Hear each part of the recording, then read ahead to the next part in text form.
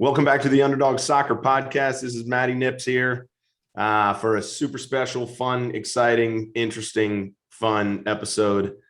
We are going to draft an 11 USMNT All 11. We got Marcus O'Malley here, Chris Kerr, Vince, and Justin are all here. So I guess I'm going to throw a question out there before we get to the draft, and then I'm going to throw out some rules. So I was just thinking about this randomly before. But, and I'll get everyone to kind of weigh in on this. Will there be more than 11 center backs selected? So meaning that would make two of us at least going with three center backs. Any thoughts? Anyone want to weigh in on that? Chris, what you got to say? I don't know. I'm going to say that's not going to happen. I'm going to say no. You want me to tip my strategy, man. I'm not going to do it. It's not happening. I would love it if you guys took multiple center backs. The more you take, the more skill players that leaves available for me. I tried not to out anybody too much by saying at least two of us would, but anyway, so we'll see. I think there'll be more than 10 center backs selected, probably 11, maybe 12. Who knows? I'm sure one of us, or at least maybe two of us, will go with three in the back. But that's just me. It all depends on where we're at. All right, we ready to go, guys? All right, I'm just gonna throw these rules out to everyone listening. So everyone is healthy, let's say. So Aaron Long, Jordan Morris, Ledesma, Eric Williamson, whoever else, they're all healthy. So we don't have to kind of sift through that. Secondly, you can play whatever formation you want. You can pick a typical Berhalter 4-3-3 or go with three center backs like we just spoke about, but that's all on you. And then thirdly, about a 30-second time clock on a pick. And then we're going to do a little snake draft. So 1, 2, 3, 4, 5, and then 6, whatever number comes next. Justin, you're on the clock. Man, it was hard being the number one pick. And I went between a few different guys. I started with Christian Pulisic as our most talented player. I still believe that. But we also have a lot of talented wingers. I think Gio Reyna has been the most important player for us in the attack and offensively. I think we saw that in the September window. And while Pulisic has been able to be stopped and hacked down by CONCACAF defenders and double teamed because he is so focused on dribbling and making magic happen with the ball at his feet, Reyna has such great vision and is able to unlock the rest of the team with his passing. But I ended up not going with Reyna either. I'm going with Tyler Adams. Adams is my number one pick. There is just not another player in our pool that's even close to what he gives us as that shield for the back line. And he's good on the ball too. You know, we had this time that we spent with Will Trapp and with Jackson Ewell because they can hit long diagonals. Tyler Adams is very capable of hitting that long diagonal as well. But his defensive motor, his captain spirit, heart for the team, he's just on another level. And the drop off from him to the next guy at that spot is just huge. Wow. Okay. So yeah, I got second pick, and I honestly thought that you were going to go with Pulisic or Reyna, because the gap from Adams to next is big. So, all right. My pick, I think I have to go with Pulisic. I'm just going to stick with Pulisic. He's also one of the few captains, so we're kind of looking for that as well. I think I'd be crazy to go a little further and wait for anybody else. So Adams was gone, so I had to pull the trigger on Pulisic. I'm happy with it, though. He'll be my captain, and he will lead the team to victory. Yeah. And I thought for sure that you guys were going to go Pulisic, Gio 1-2. I was going to jump on Adams for the exact same reason that Justin said. But now that he's gone, I'm going to have to go Wes. I think that's just kind of on the same track of we have a lot of talented wingers. I think that I'm going to have some attackers down the road that I'm going to be able to pull. I'm going to take Wes right now because I don't think that there's a ton of players that we have that can kind of fill his skill set, as we saw, during the Honduras and Canada games when Wes decided to do what he did and get kicked out of camp for the week. But I think he's going to come back strong. I think he's a leader at heart, and I think he's going to learn from this and come back, and he's going to make my team strong. Gift to Chris Kerr. Yeah. Well, I mean, you guys said it all for me. I got to go Gio. I think he's definitely the best player that I think is left on the board right this second. So, yeah, got to go Gio here. I can't believe he fell to me. I honestly did not see that coming at all. That's unbelievable. As a Dortmund fan as well. Yeah, right? I know. Pretty ironic. I'm wearing this jersey too. So I thought about number 5 for significantly too long because I knew who the big four were, and there's a big shift in my opinion at 5, from that group of 4. I think Serginho Dest, super talented, but again, the opposite of Tyler Adams. That the gap, in my opinion, is not that big right now. I think there's just enough quality at right back. So I'm going probably a surprise for many with Yunus Musa as number 5. I just think when I saw him, Weston, and Tyler Adams, that's the strongest central midfield I've ever seen. Watching him against Real Madrid as he's starting to get healthy, like he's strong. He brings so much. He can play centrally, he can play wing. He's just someone that I'm super excited about. So Musa with 5 and going to 6, following the Adams methodology. I'm going off script, but I'm going with Antoni Robinson as left back. I think the gap there, similar to the 6, huge drop off. I just think he's super talented. The goal just slick. In my opinion, the gap between him, maybe Scally, but significant drop off after that. So Antoni Robinson at 6. It's a good pick there, by the way. Yeah. Yeah, very nice. It's me now, right? Yeah. Okay. Oh man. Decisions. Let's see. Yeah, I'm gonna have to shore up this defense, try to do that. So I'm gonna go John Brooks. It's pretty solid. I mean, he's the number 1 defender, number 1 center back. Yep. So there's the first of 11, Matty. But everyone thinks that he's terrible at soccer now because he had 2 bad games or 2 bad moments in the window. Just talk about him. Right. Yeah, seriously. Same thing with Serginho Dest not having a great window, but comes back and played really well for Barca yesterday. So it's like it's situational with these guys. You can't expect perfection all the time. Yeah. He would be in mine, man. He's in my top, he's number 1 center back, I think, for sure. Mm-hmm. I agree. He's still top for me as well. Yep, 100%. All right, so I think I'm up, right? Yeah. Yep. So I am going to get our most productive attacking player as of right now. I am on the record that I think that he fits the system perfectly. I think he plays his role to perfection, and he's just going to get better. And he's just going to get, I think he's going to, really climb up. And I could see him at Liverpool one day fulfilling his dreams. I'm going to go with Brendan Aronson, the Medford Messi. Medford Messi. I wrestled between Musa and him. He was my next. If you had taken Aronson, I would have taken Musa. So we're on the same page. Yeah, there you go. All right. So I'm up. Next pick. So I'm thinking the same kind of way.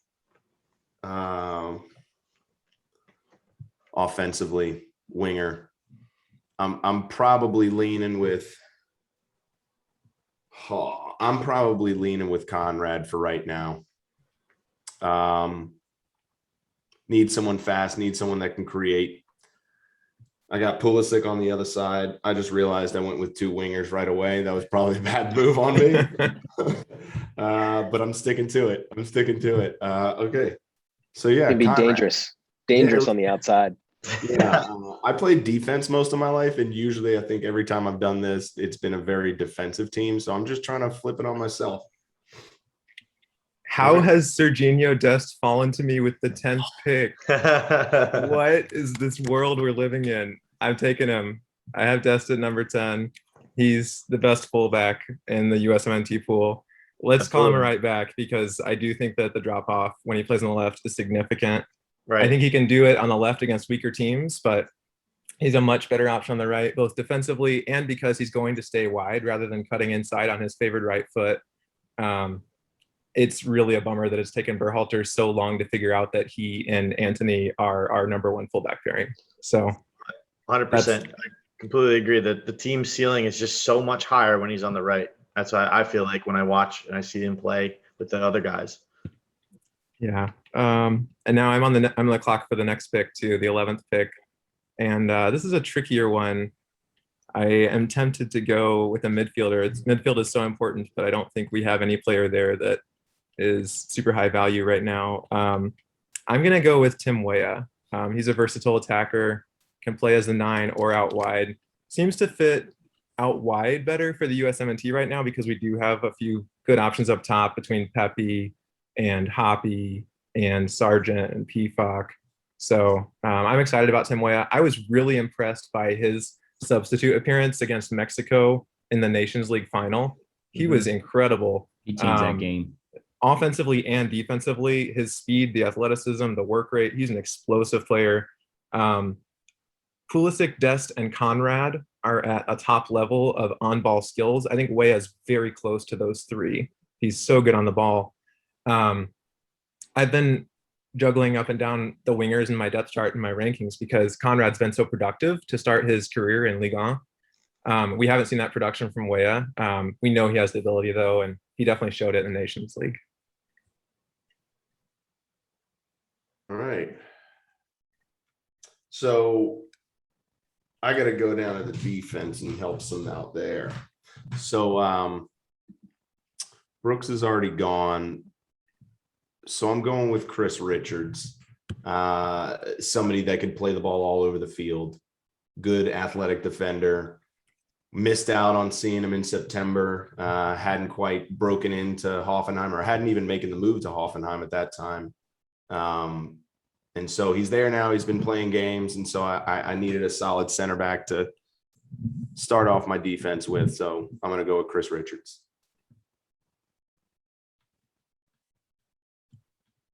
A good pick. That might have been my direction. All right. So I'm up. I am going to go with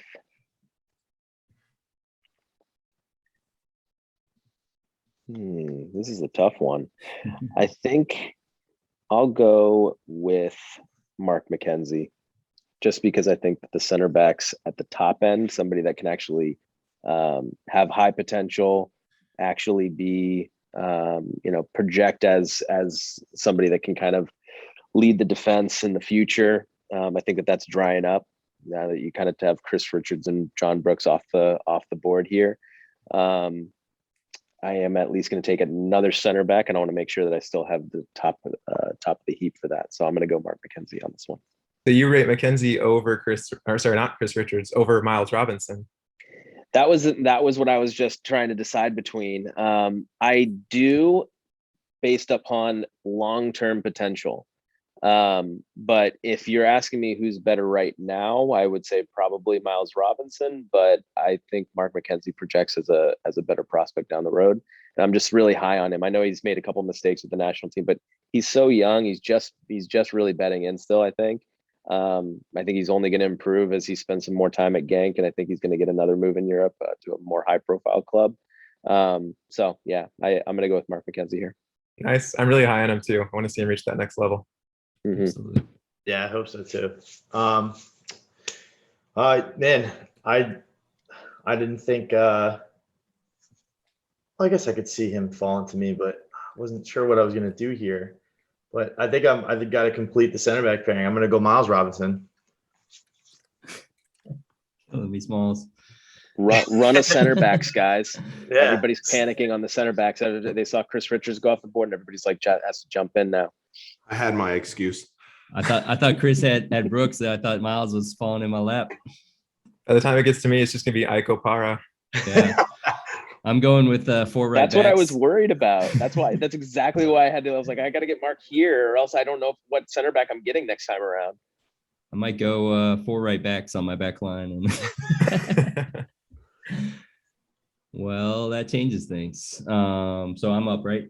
So my first pick, I think I need to get some attacking threat. So I'm gonna go. I'm gonna take Hoppy here. I really liked what he brought at the Gold Cup. I think he should have been included. He came in on the wing. He's a strong 9. I think he brings some versatility. I think he brings some creativity. So, looking forward to what he can do in his club situation now. But very excited about him. He nearly had a goal. We talked about that just before.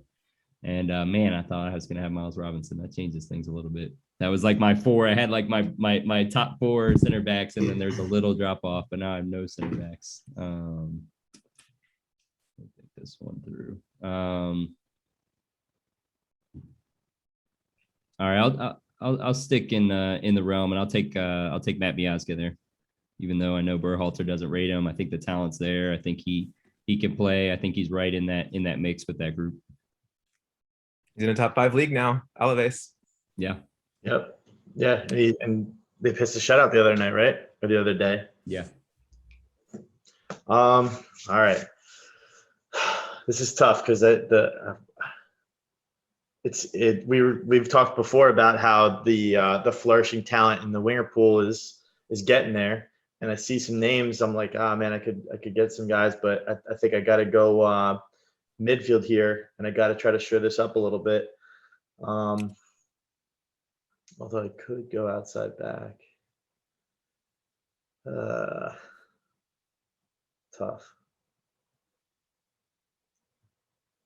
All right. I'm gonna go Kellen Acosta. That's a good one.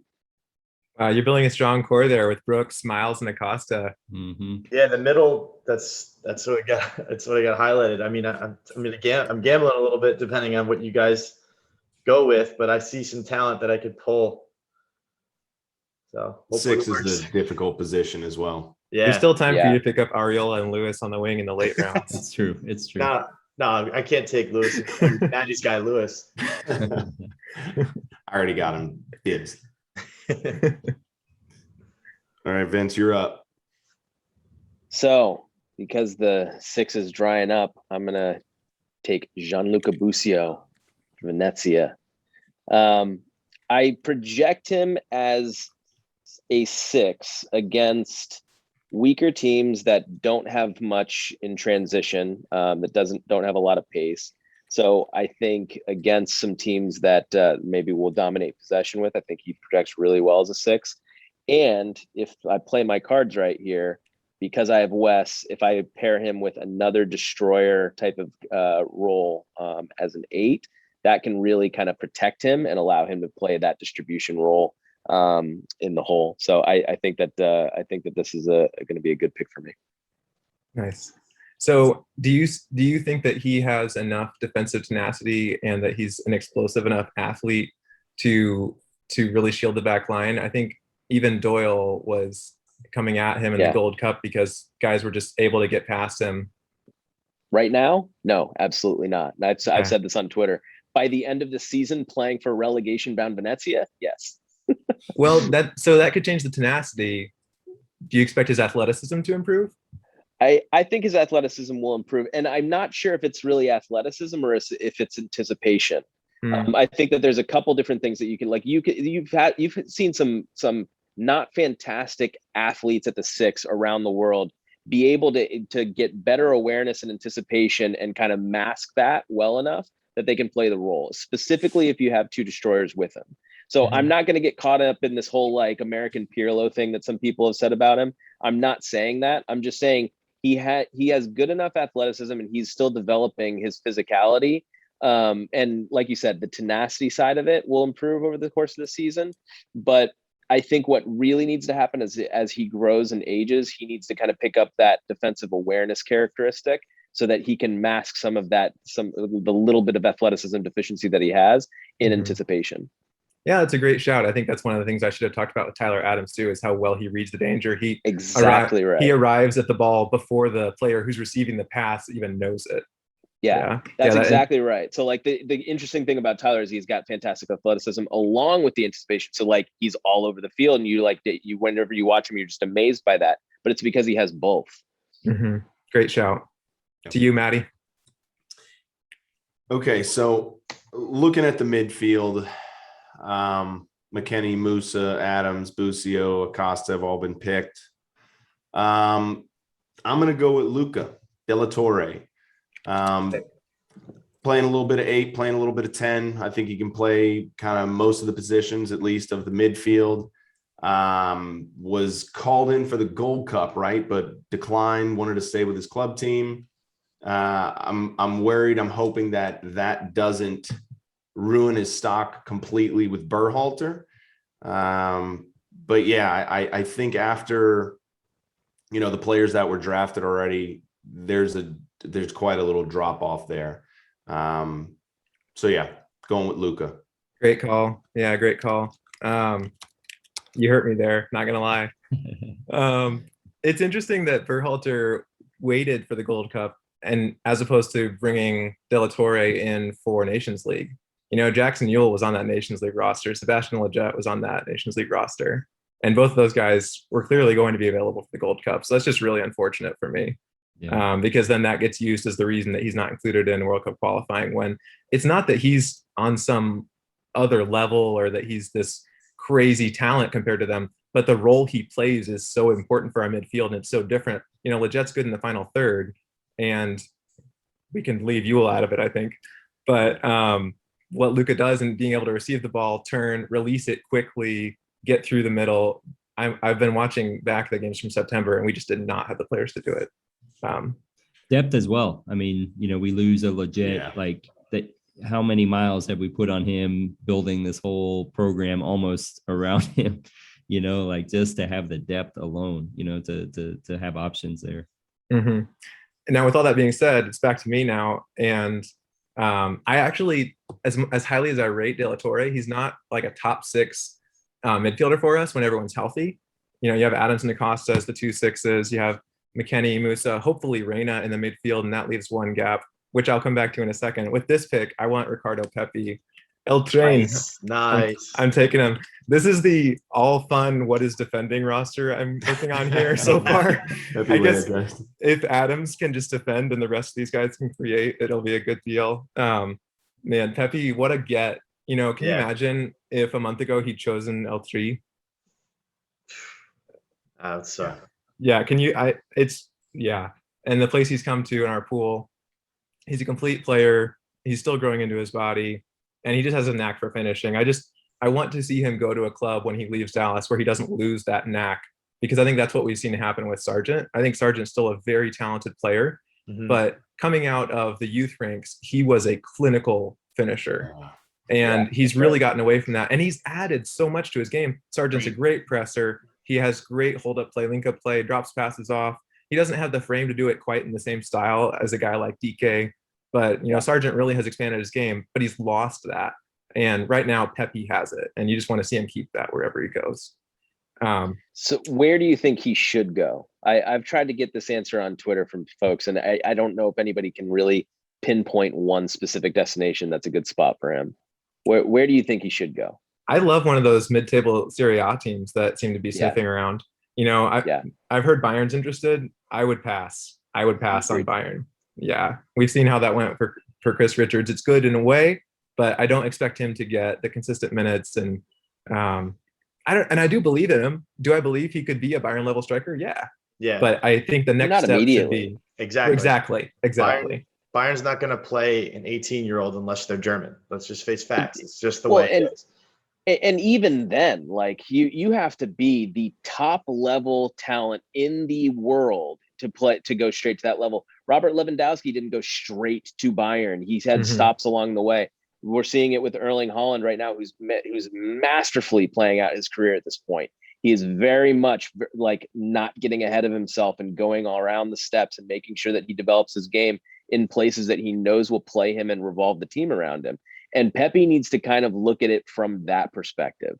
I want him to follow that Erling Haaland model where he doesn't get ahead of himself. He basically steps up a level each time and continues to dominate. He's done it already. He dominated the academy level. He dominated the USL level. He's dominating the MLS level. Now, instead of moving up 2 or 3 levels, he should just move up to the next one, dominate, move up to the next one, dominate, exactly the way Haaland's done it. Yep, that's a great shout. To compare Ricardo Pepe to Erling Haaland, by the way. So coming back to the midfield, my next pick, I said that I don't think Luka is top six. The player who I think is sixth in that list when healthy is Richie Ledesma. Nice. I'm so excited for him to come back Yeah. into PSV's team. I'm going to pick him. What is defense? I just want to have him in the midfield working with Adams. Adams can be the destroyer. Ledesma can be the creator. We don't have that many players with his ability to change direction at high speed, to dribble, and then to have his head up to find the open man too. His vision to find the open pass and to unlock a defense. How many players do we have right now on this team that can unlock a defense? That is such a rare and valuable trait. It's always a scary thing when a guy has a major injury like he has had, especially when it's so early in his young career and he hadn't yet fully established himself with the first team.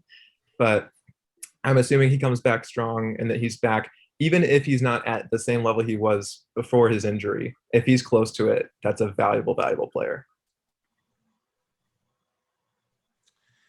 All right, I'm up. Right, it's me. Okay. Man, so it's getting a little tricky over here.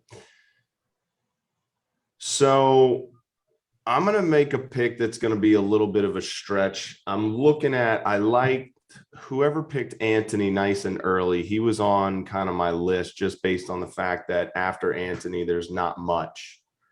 And I'm going to pick Joe Scally now, partially because he's versatile, and I don't know if I'm going to play him on the left or the right first. I might just pick another left back and screw all you guys over a little more.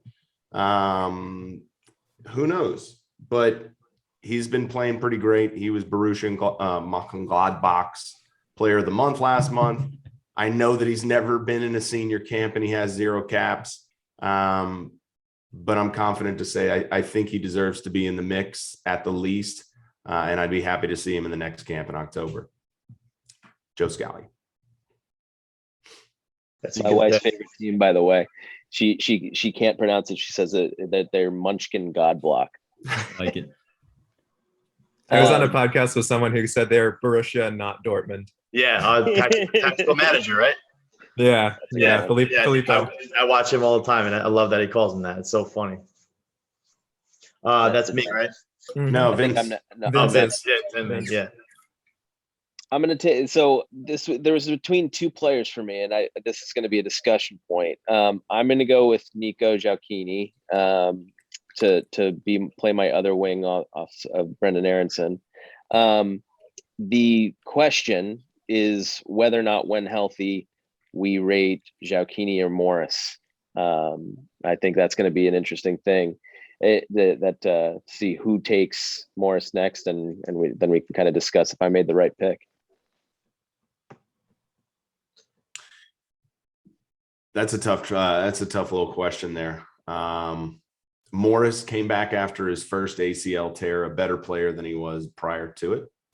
I think he might need to put in the same kind of performance to continue to stick with the rest of the pool. I'm not as high on Giacchini as others are. I think at the max, he's just a super sub, which there's nothing wrong with that. But would you put a player on a roster just to be a super sub? Yeah, it's a good point. From my perspective, I'm rating him based upon the fact that Montpellier specifically went out into the market for him on deadline day. That was their guy. They earmarked him. They wanted him, and they sold Montpellier, 20-goal strikers and to replaced them with him. Yeah. And so, like, if you know anything about Ligue 1, I don't know, like, how many people follow it on a regular basis. Montpellier doesn't really make a ton of mistakes in the youth scouting department. So if they see something in him, then I think that's really good enough for me. And honestly, based upon what I've seen out of him, I think he's got a good tool set, and I'd like to see him develop it over time. I'm not positive if he projects better as a inverted winger or if he projects better as a striker. I'm going to take him as a winger, and I think basically I'm banking on the fact that the midfield that I'm playing is going to be able to play both of my wingers in. I'm very high on him as well. I really liked what I saw. Strong on the ball. His assist. I mean, just the cool, calm in the box. I've liked everything that I've seen so far of him. All right, Chris. All right. Yeah, that's it's such a good point about Morris. Man, this is gonna be tough. But I'm gonna have to go Daryl DK. Daryl DK, the second striker off the board, huh? Yep. I'm figuring what I'm seeing is that I'm probably not gonna get to I'm not gonna get a very attack-minded. I guess I don't know. We'll see. Attack-minded winger. They're not gonna be my real threat. So I'm really hoping that with my team, we can lump the ball up and DK can get it done. We'll see. We'll see what happens. I mean, I'm really high on him. I feel like he's such a bully. He's like a young Josie Altidore, maybe just a little bit more technical. We'll see at times. Really would have liked to see him go abroad or continue to be abroad, I should say. But we all know what that situation unfolded like. But yeah, I really like Daryl DK. I was thinking about PFOC, but I think that he's shown a lot of flashes. That's some pretty good tactical awareness that you just get. Like if you know that you're not going to be a threat on the wing as much, like why not get Daryl DK? He's probably the best direct player that we have right now. So yeah, it's a good call. Good pickup. All right. So one of my last sort of tier 1-ish guys, I'm going with Julian Green to kind of shore up front. I know he hasn't had a fantastic season, but I just think he's a lot like Luka. Like he just brings something that we just haven't had a chance to see. It doesn't mean that he's not every bit as talented as a Sebastian Lletget and can bring as much there. I think he brings just a different just skill set there to round out my central midfield. And then a guy that I have consistently been big on, and we'll see what he does. This could be a big window for him. Actually, yeah, no, I'll stick with him. Eric Palmer Brown as rounding out my center backs. I've always liked him since the U20s, just kind of waiting. He always felt like that guy that was ready to take that next step. I mean, played 6. He played as center back. I think he just brings a lot to the table. So I'll take EPB right there. That's a sneaky good pickup for EPB late in the draft. Right. Yep. Top tier center back. League on center back. Top league. Yeah, exactly. Top 5. Yep. It's not bad. All right. All right. I think I gotta finish up my midfield. This might be a little bit of a surprise to some people, but I'm gonna go Paxton Pomykal. Ooh, that was my sleeper. You stole him. All right, talk about Pax a little bit. I mean, I haven't been too high on him personally, but I'm looking at the midfielders that are left, and I know that he is a stereotypical 8. He's not going to get too high up the field at times. He's not going to get too far back on the field at times. No, he's a good distributor. And he's kind of been hitting a rough patch with injuries, but he's been really, really highly touted. And I feel like in particular with my midfield, Gio playing the 10 and Acosta playing the designated 6, that he fits right in that mold. Specifically with what Justin said earlier about Ledesma, we don't have too many players in the pool that can really create and play the advancing balls from midfield. That is exactly why I would have taken Pax, because he's one player that can do that.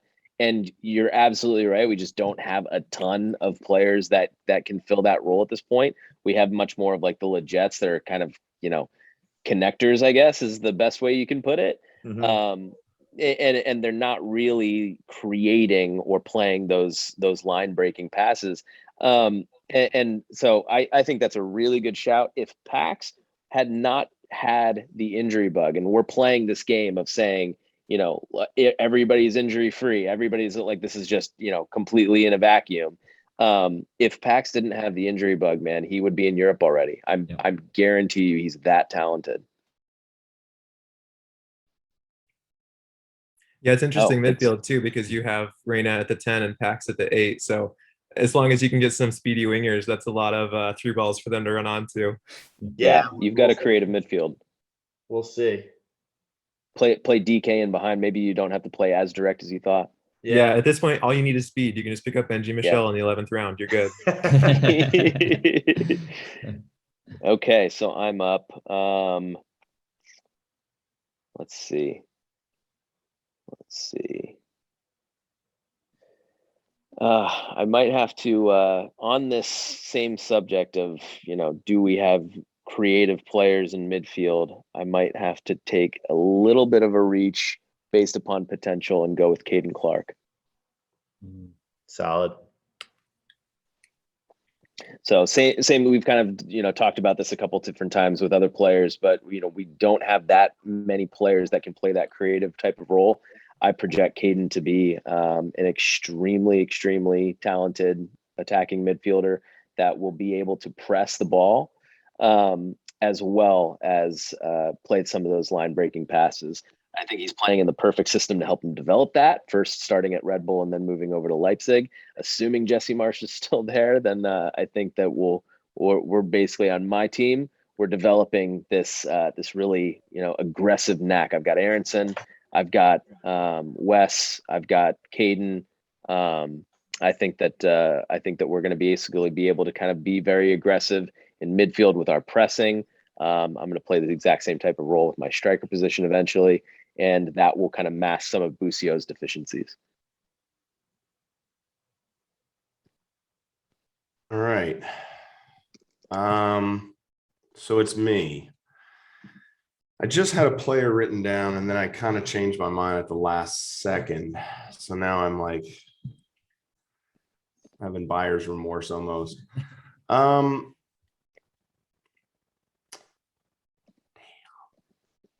Man. Okay, I'll just stick with my original part. I'm going to go with Josh Sargent.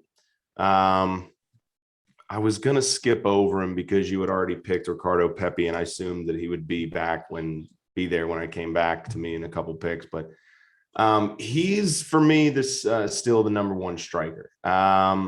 He's played poorly. Let's look at Pepe. He's played amazing in a USA shirt for one game. So I'm not willing to take anything away from Pepe. I'm just not down on Sargent like a lot of other people are down on Sargent. I think he has a lot of the tools that we want in a striker. I think he's had some pretty bad luck with being at some pretty crappy teams for quite a while. Bremen was terrible for 2 years. And now he's at Norwich. So he's not in much better of a club situation, but I'm just hoping the guy can get some little good turn of luck soon. And I don't know, but I'm still happy with the pick. Josh Sargent. I think you're right. I think a lot of people have said because Pepe is good and he's had this moment of success, this means that suddenly Sargent is a flop. He's a failure. He never made it. Because Sargent was that bright, new, shiny thing, right? Since 2017 when he was in, I'm sorry, was that 2017 or 2019 when he was in both the U17 and U20 World Cups? And you realize he played in the U20, I think, before he played in the U17. Yeah. And So then he's like a in couple the same months month. later. Same month. Was it? Yeah, And he then went a couple from months later, he was at Bremen, and he was there before he even turned 18. He was there. He's like a February birthday, and he got there in the January window. However, they figured that out. So he was there for like a month before he actually signed and turned 18. But yeah, he rose quickly and then just plateaued also quickly. Yeah. So people have been waiting on him since 2017, and I don't know. There's so much disappointment with him. I still rate him too. Yeah, it's okay. I'm excited about Pepe, but like, let's get a second game. You know what I mean? Like, let's get a second game. Right. It was a tired Honduras. He had a huge moment. He's on fire. I love it. But let's not say like, check that box, problem solved. Like now we're expecting this, goal, 2 assists every game. Like he's got to build the consistency, and I hope he will. But it's definitely and one last thing. And we also want the competition, don't we? Yeah. Exactly. Like, that just is better for all of us in the end. We want a better product on the field. So if Sargent and Pepe and throw in DK and PFOC and whoever else are competing for that position, it's Yeah, better that's for us. exactly what we need. The goal has not been accomplished when we have one great player at every position. Right. Right. So it's back to me. It's interesting here. I need to fill out my midfield. I have Tyler Adams at the 6. I have Ledesma at the 10. I really want to pick up a couple of my boys. I want like Christian Cappy or Tanner Tessman, but with Adams in the midfield already, I just don't know. I think I need someone more creative. Yeah. So I'm going to go with Eric Williamson. Again, this is based on where they're at right now. A year from now, maybe give me Taylor Booth. Really, really excited about Booth, but I think Williamson is great because he does have a good defensive bite and tenacity for an 8. We saw that in the Nations League final against Mexico. I think he acquitted himself well there, but he's also so smooth on the dribble. Again, that's just a player who can receive the ball and is comfortable taking players on. He's not going to panic under pressure. We need more of those modern day Nagbys for a lack of good comparison. So I need Williamson there in the midfield to fill that out. And then I should probably get a center back at some point. It's really, honestly, I'm looking at who's left on the board. Carter Vickers, I think, is one I could go with. Zimmerman also is there. Oh, it's really hard for me. I think I'll go with Zimmerman and hope that there will still be someone who can provide that distribution later in the draft. I think Zimmerman can be that solid defensive backbone. As much as I can't stand him on the ball, we'll hope that there's somebody else who can help me get the ball out of the back.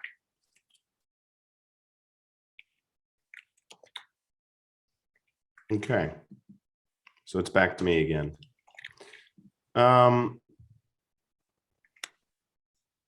So I'm going to pick another player looking at a little bit of versatility, and I'm going to go with James Sands.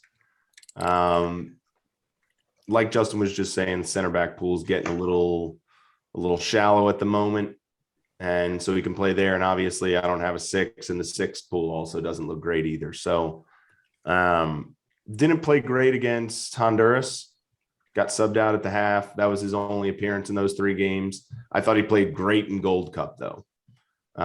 So I'm excited to see more of him. I honestly don't think we'll see him in the next window, though, because I think the other center back I picked in Chris Richards and a couple other guys, or a other guy, might be added to it, and Sands will be removed. So, yeah, a little bit of versatility there in James Sands. Yeah, And that's not the end of the world if he doesn't get called up, right? He can miss right. a camp, and then we can see someone else, and then he can come back in November. It's not like he's banished from the team. look at Kellen Acosta. Exactly. All right. So I've got to pick up my second center back. I'd love to pick up CCV, but here's what I'm worried about. I have Mark McKenzie as my other center back, and I don't know if I want 2 6-foot center backs. So I'm going to go Aaron Long, specifically for his heading ability. Yep. I'm going to get it for his heading ability, his physicality, and he's at least has very good anticipation. I don't think I'm getting a ton from a distribution standpoint, but I think Mark McKenzie makes up for that. And obviously Busio makes up for that as he drops back in possession. So I'm not as worried about that as I am just getting eaten alive with headers if I had 2 6-foot center backs. So I'm going to go Aaron Long. Yeah, I like that. That's a good pick. I mean, before the injury, he was our guy for the right center back for a while. People forget that. All right. Man. So, yeah, looking at the winning pool, not really much left here. It's between, in my head, it's between that and a left back, but I'm going to have to go winger here. It might be a little bit of a surprise to some people, but I think he's going to be somebody that if he can get his feet underneath him, shown that he can be one of our most talented wingers on the ball, being aggressive, going straight at defenders, and being very elusive and very, very, very technical. I'm going to go Julianes. Ooh. Okay. Nice. Wow. You got the start today, yeah? Yeah, I believe so, right? Mhm. I think they won that game too. They've been struggling this season. Yeah, I think, what is it, 3-2? 3-2. I was checking the updates before. Yeah. I mean, Yuli, before this little rough streak that he's in, it was like permit issues, or maybe not permit, some kind of visa issues that was going on, and he had some things that were pretty much out of his hands that he couldn't control. And now I'm hoping to see him get to that potential that we all knew and saw from that under-20 World Cup and his very early U.S. appearance in January 2020. Yeah. Mm-hmm. Yeah. Scored in that game. Yep. And it just looked like a total baller throughout in that game. Exactly. Yeah, Exactly. absolutely. Every It's time such it a- comes on. For me. It's Yeah. wild that he's slipped that far down, but at the same time, it's like, we're playing the if everybody's healthy rule, and if we could remember back to a year plus and a half ago, he was a creator. He was pretty intense. Yeah, and even 10 months later in the Euro camp in November, he came on as a substitute, and I think within a minute of coming on the field, he lashed a nice shot. I think it was at the Wales keeper. I think that was the Wales game. And it was, I think, one of our best shots of the game, and it wasn't really out of anything. He just has that instinct Right. to go at the goal. Yeah, very few players in the pool just want to rip a shot, just test the keeper. I feel like that's one of the biggest gripes when I watch the U.S. play. Is very rarely do we ever test the keeper early. It's always we got to try to be cute and try to connect too much. Mm-hmm. All right, I think I'm up. I'm gonna snag my last tier 1 striker in a guy that just scored against Manchester United in Champions League. I want a big target for Antoni Robinson to whip crosses into the big fella Peacock. Another guy that deserves to be in that conversation of in the competition there for sure. Absolutely. Yeah, we could be having so many strikers on this roster. We could have Pepe, Sargent, Peacock, Hoppy, and then we could have Weah and Joaquini coming in as wingers for this camp. So that would be 6 nines, or at least 6 guys who are very comfortable at the 9 coming in October. And I'd Berhalter's be always absolute- kind of been slim in that position. He always brought 2 guys in and kept Ferreira for the 9, or kept Hoppy for the 9, or for the wing. I'm sorry. But often puts those players that are more traditional elsewhere and puts them in that box of just making them play on the wing. Man, I feel good about a lot of wingers right now. I feel pretty good on keeper and right back. I think I'm gonna close the deal and not go 3 center backs. Although I thought about messing with you guys by taking CCV off the board just to screw with the rest of the draft.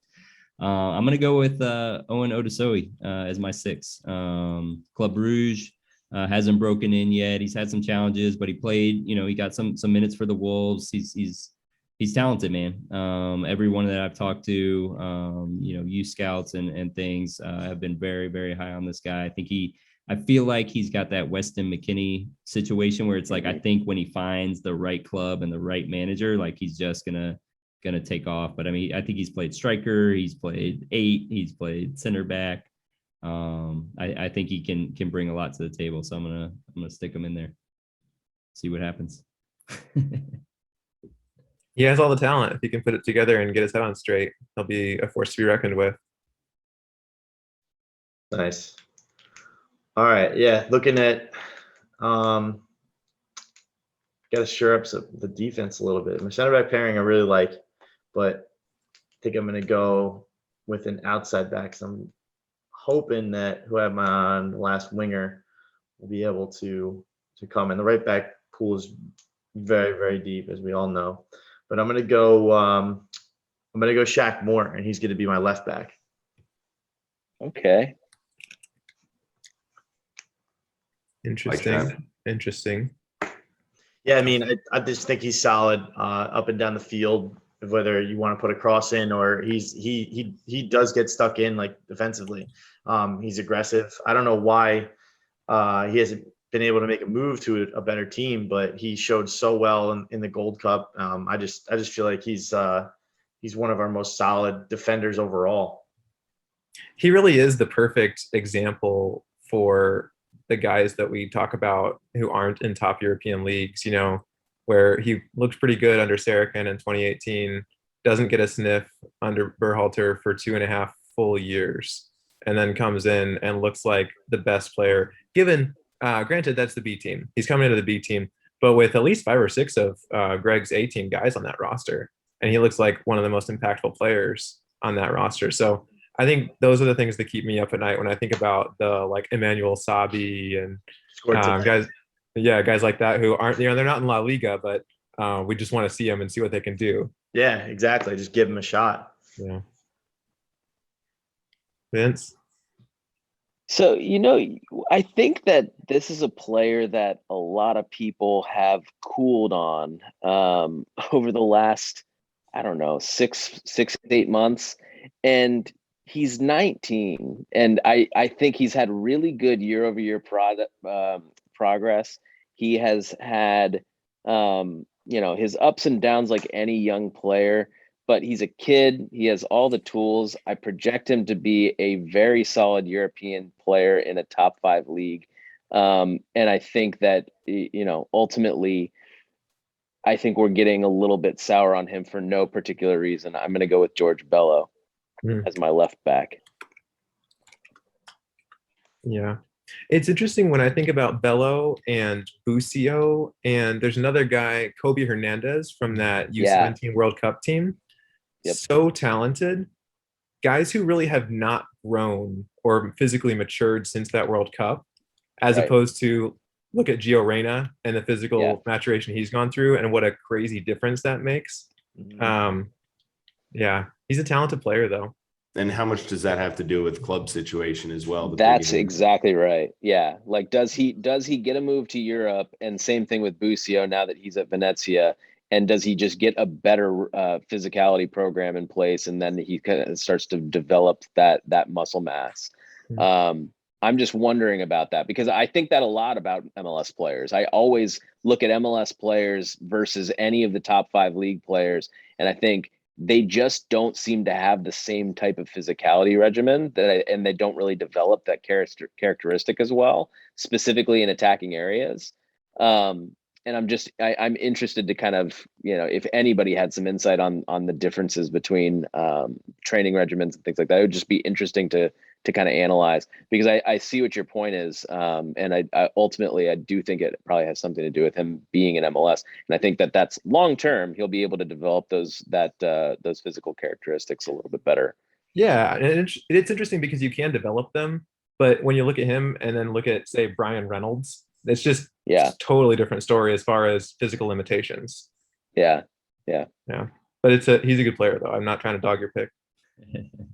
No, I like specifically for the left back position. I just think like, it's not that I think that he's better than Brian Reynolds, because I don't. What I think is that there's going to be several right backs for me to choose from. Yes. Oh yeah. In the draft. I just exactly. In this specific instance, I'm just taking a left back because I just don't. I rate Bello higher than I do Vine, specifically with long-term potential. And I almost went with the Marcus Heartbreaker and took Jogo, but I'm just going to go with Bello.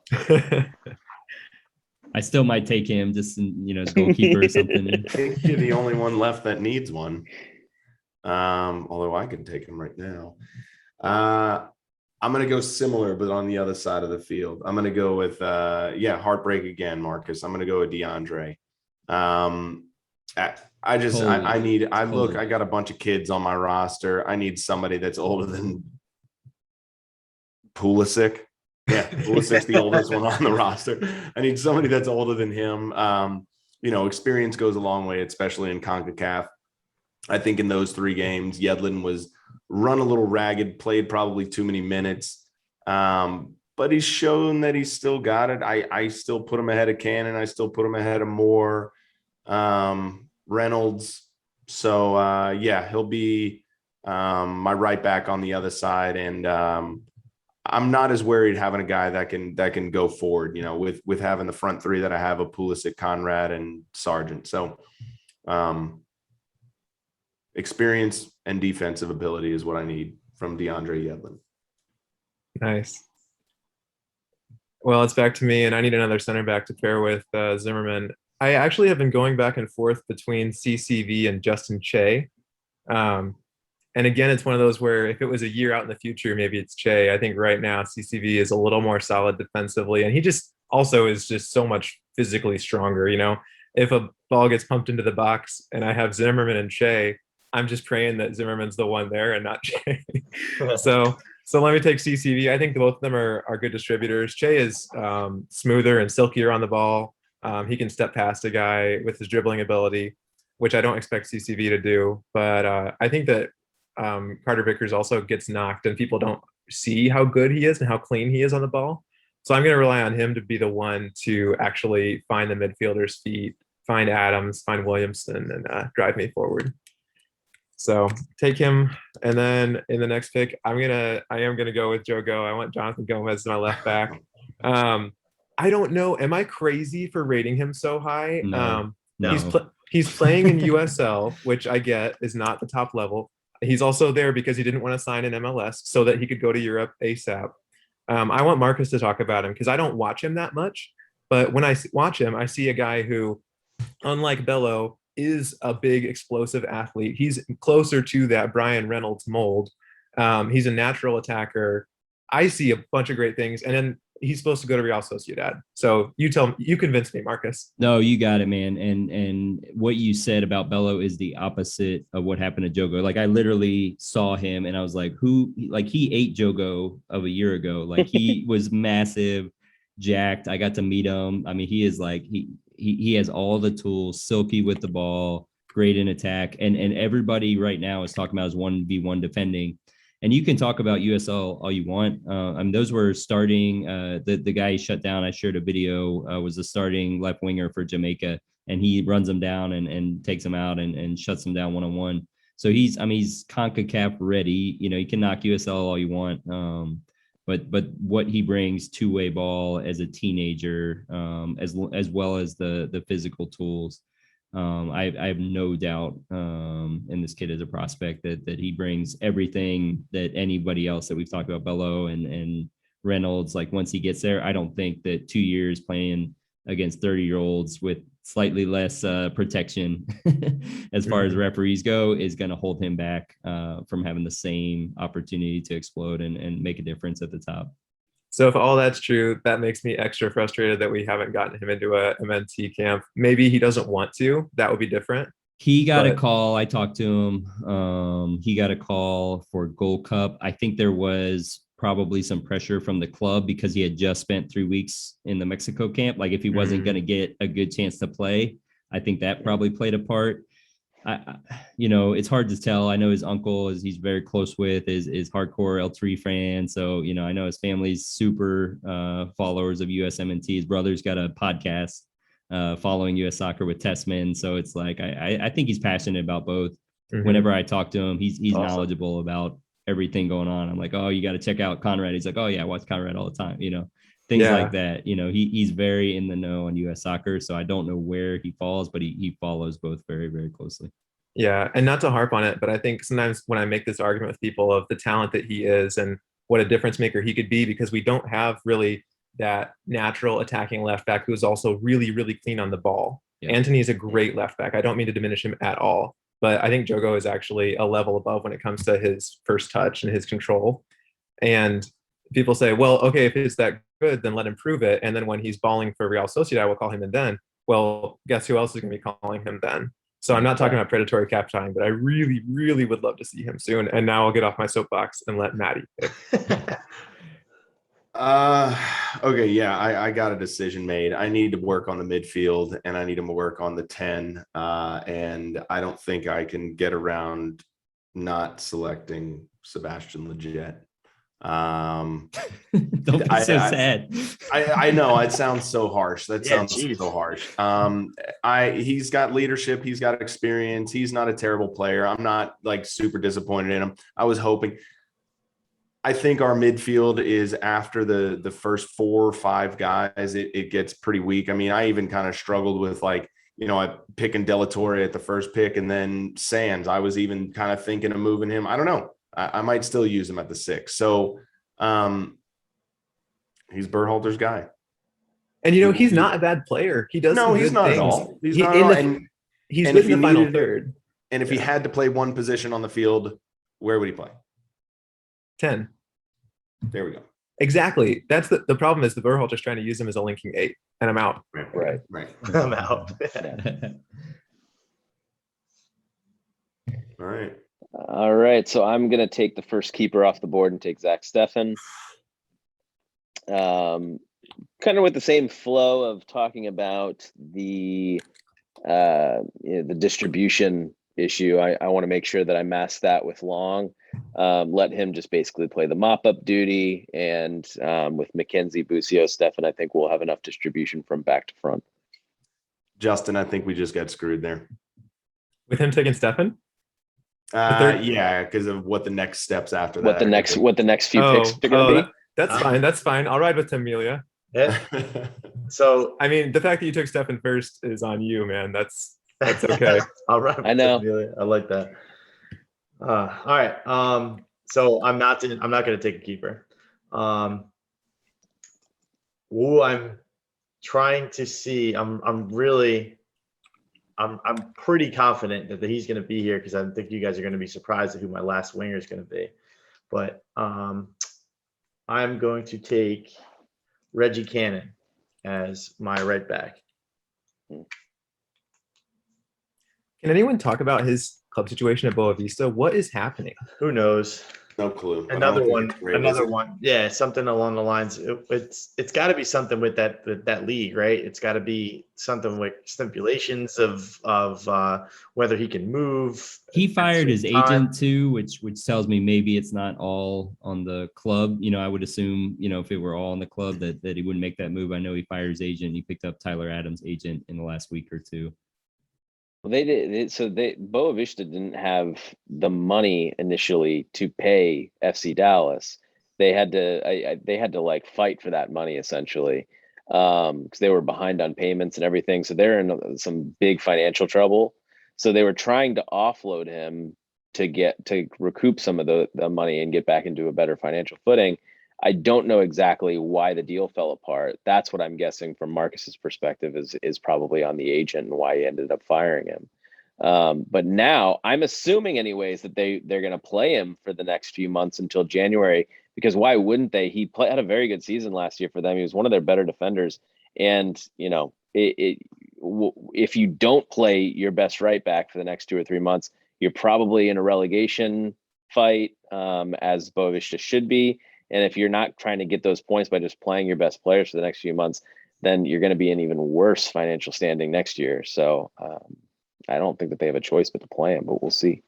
It's interesting because when he first went there, all of the talk under the headlines was about Lille, how Lille's owner also owned Boa Vista. Yeah, I don't know if that's still true or if something master has plan happened there. or something like that. Yeah, it seems like that might have fallen apart. Was that what Busio was joking around about on the? No, he said Instagram Nice. story or whatever? I was gonna say, yeah, he was saying Nice or He was saying French Nice. team. Bordeaux, yeah, like Bordeaux, Nice. Like there was a couple rumors for Ligue 1 for him, but Lille wasn't one of them, to my recollection. Like it was at the beginning of the conversation saying, "Oh, he's going to bet in," like Justin was saying, he's going to bet in with Boa Vista, and then he's going to move up to Lille when they think he's ready. But to my knowledge, any of the latest rumors was mainly around Nice, Bordeaux, and Fulham. Yeah, that sounds right. So he hasn't played there at all this season. He's not even been in the squad. He's not been in the squad, and he wasn't in training to begin the. I think that was the biggest thing. He's out of shape because he hasn't been training with them. I think Fulham fell through, and that was what was the kicker to fire the agent. I think now that you said that, I remember that, hearing some rumblings about that the way that Fulham fell through, that was what was the kicker for switching agencies. Yeah, which by the way sounds like the level for Reggie Cannon. And this is one of those things where it's like Liga, Championship, that seems like his ceiling to me. Low level Championship, high, or low level Premier League, high level Championship team, Liga. That seems like his ceiling to me. So I think Reggie's a good player, specifically on the defensive side of the ball. But I think he needs to sort out his club situation, obviously. I think he will. And at least it sounds like the clubs that are his level, are interested in him, which is good. Nice, Bordeaux, Fulham, those types of, I'm like, okay, those all make sense to me. I could see him at any of those clubs, and I could see him doing well at any of those clubs. So I think it's a good sign that he's shown enough in Europe to kind of gain that interest. Mm-hmm. All right, I think I'm up. This man has not officially left, so I'm taking him to the bank in Julian Arago as my right back. There are lots of rumors, but nothing official. I think he's one of our better defensive right backs, right there with Cannon for me. And just having a young central midfield and Owen Musa, Green's not young, but just not having that defensive bite. I think having a more defensive right back with Antoni screaming up the left-hand side, just shoring up that back line. And then I'm good with Tim Malia as well. So I think I will take a winger. And I think I will hope. I'll go with him. Why not? Jordan Morris. Okay. Solid. There it is. So let's talk about this. How do we project Jordan Morris? Do you feel like you got a steal there? Would you have taken him over some of the other wingers that have gone? Or is this right about where you thought he would? He to me, I think when he comes back, he is where I put Sebastian Lletget. Like he has a specific purpose. He has a knack for finding the back of the net in CONCACAF. Like there are he is one of those specific skill sets. He's big, physical. He's one of those guys that finds a way. And I think that's where we lack in an Areola, like that finishing bite. I think he has that. He's a goal scorer. And I think Gioacchini and some of these others, I think there's way more talent there, way more technical ability. But Jordan Morris has just shown me like legit, like the stats just speak, I want the opportunity to push him out, but I think he deserves the fight, if that makes sense. I think that, and I think Jordan is going to embrace this role too. I think he understands the fact that this winger pool is growing, and you got guys like Wea, Gioacchini, Hoppy getting better and better and better, moving to bigger leagues. But I think that he is going to be such a weapon off the bench at tired legs at any level of team. I don't care if it's CONCACAF or if we're playing Germany. Like in the 65th minute, Jordan Morris is coming off the bench and he's running right at your left center back. You're going to be shitting your pants. He's that fast. And he can put the ball away. I think that he's going to embrace that role too, because he loves playing for the Crest. I think he's going to be a weapon to score goals in that late game situation if we need one. Well, I think this is the interesting thing. So when he is back and healthy, it's not a one-to-one comparison of saying like, is it Jordan Morris or Nico Gioacchini or whoever, because we don't have too many wingers that play his role, his style of play, that stretch the defense type of a role of get in behind. Berhalter said it at the beginning of this last window. He was like, what I'm really concerned about is that we don't have that verticality, and people kind of ripped him for it, but ultimately he's not wrong in the fact that Conrad is more of a dribbler. Christian's more of a dribbler. They both like to kind of come back and float. Gio's obviously more of that same type of connector. We all see him as more of an 8 than we do as a winger. Lewis is vertical. 10 he just can't collect the ball. Like you just can't pass it to him. Okay, so Lewis is vertical, but he's shit. So, so like this is just one of those things. I think Tim Weah could play that role. Yeah. Outside of Tim Weah and Boyd, are there other players than Morris that kind of play that specific style of play? And to Chris's point, do you have to include him on a roster over some of the other type of players just specifically to play that role off the bench coming at tired legs? Because if you don't have any other players that kind of play that role, if Tim Weah is hurt again, you have to kind of include Morris over some of these more talented technical players. Especially if we continue not to finish. Like we have shown defensive bite, we have not figured out how to score goals. And if we continue not to be able to score goals, like you have to experiment. And to me, he deserves to be a guy in the fight to make his name, because he did it. You know, he has done it in CONCACAF. Right. Also, Berhalter has proven to call in different style of players for the same position with Pepe and DK and Sargent and PFOC, you know, and with the winger as well and other players, different center back roles that he sees. Kind of the reason why I feel like Miles Robinson was chosen so late today. I think a lot of people would consider him the second best center back, but when you don't have you kind of want that passing center back first. Yeah. Which is it goes back to what we were talking about on the last pod, and you're absolutely right. And it's actually smart Berhalter doing this, of kind of bringing in different types of role players. So they're not actually competing with each other necessarily, specifically the striker position. We mentioned this on the last pod. Like, I don't see DK competing necessarily with Pepe. I see DK competing with Sibachu for that style of striker, that role type. Same thing with Sargent and Zardes. Like, I see them as more of the comparables. And so Pepe, like a one-to-one. kind of exactly, like he's bringing in specific types of strikers, and he wants all three.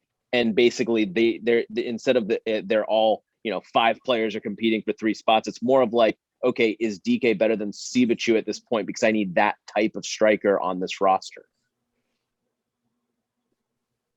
So yeah, maybe he does call in Morris because of that.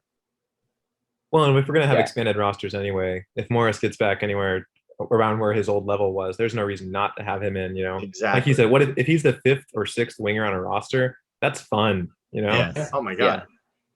Yeah, completely agree. Specifically for the qualifiers, the interesting part is going to be once the actual World Cup comes, once, you know, if we actually qualify this time.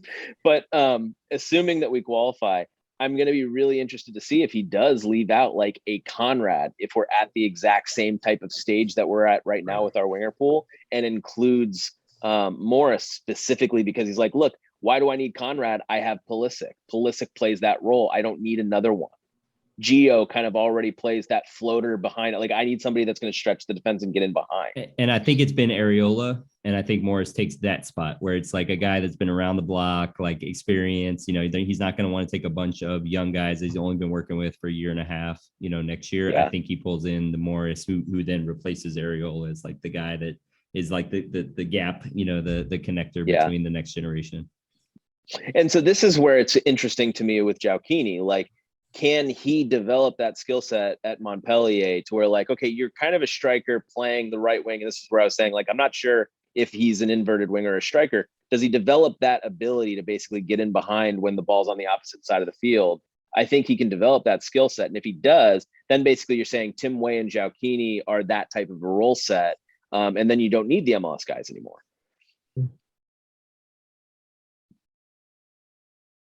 All right. Anyway, Hey, before we go on a tangent, can I talk about Julian Arago for a second? Yeah. I maybe he's gone, maybe he is, I don't know. But if he's not gone, he's a no-brainer call-up for this window, because Cannon's not playing, Reynolds is not playing, Shaq Moore is not playing. Scally probably should be on the left with Antoni. I don't know who is the next best player there. You can say Bello. Okay. I think Scally's at a much higher level than Bello. Agreed. Yeah. So I think, and especially, I think Berhalter really should be calling in 3 on each side or 5 fullbacks minimum. Araujo's that perfect guy. Maybe it's Dest, him, and Yedlin. I don't know. So maybe he's gone, but if he's not, he should be on that October list.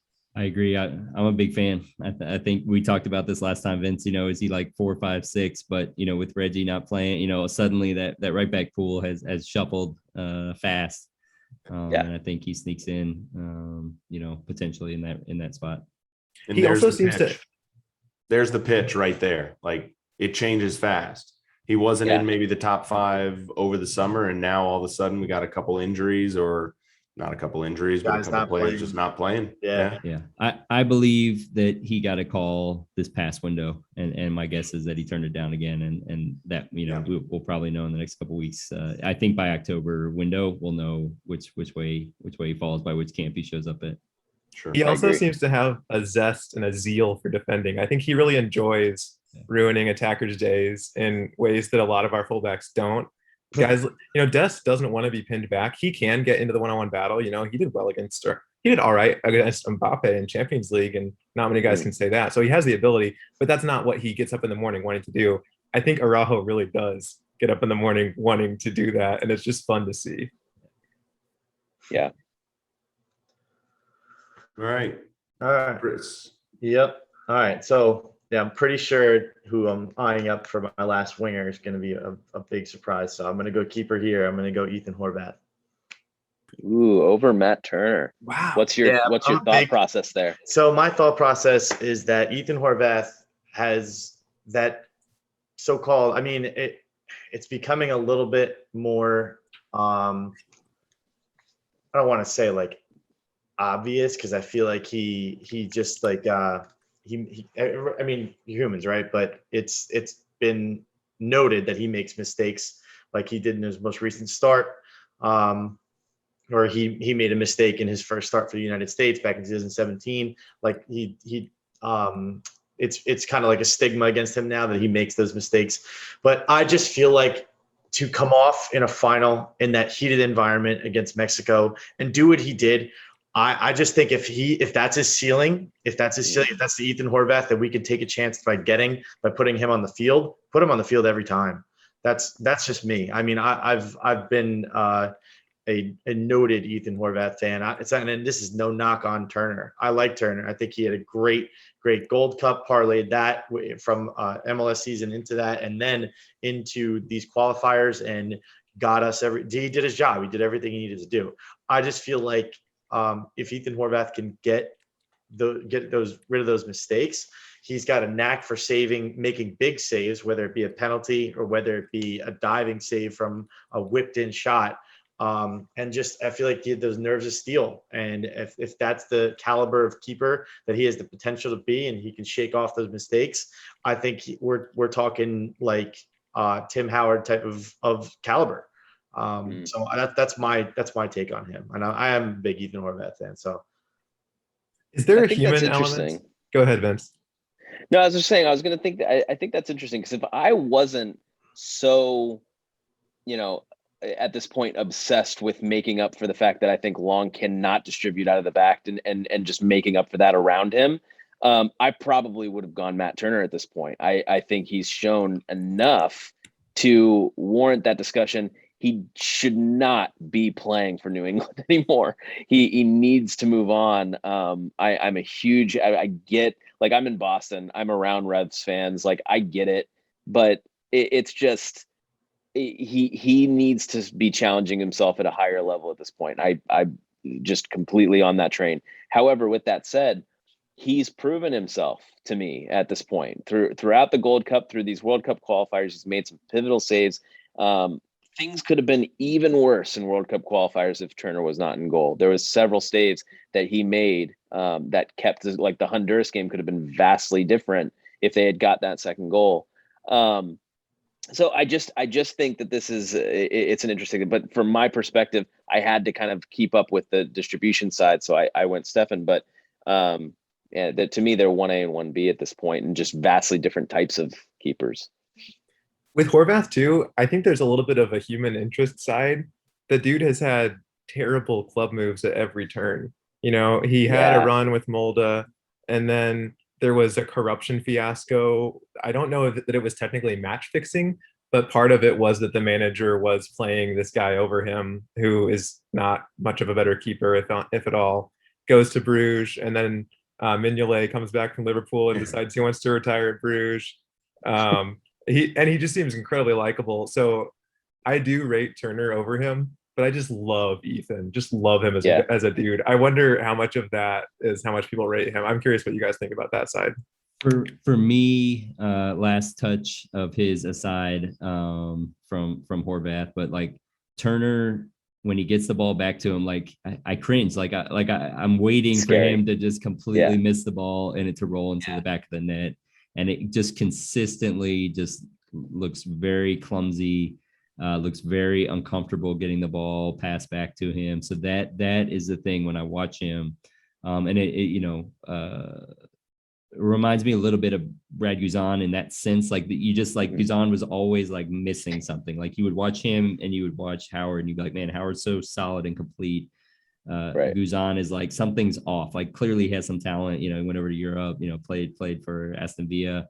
I think the same. It's like clearly he's a shot stopper, but like he looks so clumsy or something is off with him that bothers me when I watch every game. And I'm like, man, I'm just waiting for that to hurt us.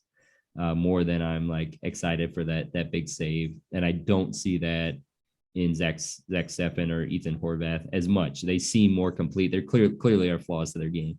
They're not perfect keepers, but it's so noticeable with Turner. It bothers me, if that makes sense, Justin. I can't put my finger exactly on it. Oh yeah, he has Zardes feet. Yeah. But Stephan's decision making, I think Stephan has the best touch of the three of them. I think he's the least likely to have just an awful concrete touch that leads to a goal. Yeah. But he also trusts himself way too much with the ball. Way too much. And I think that might be a stylistic thing with City that Pep has coached into him, and it might work with City. Right. I've seen him get in trouble in those games too when he does occasionally play.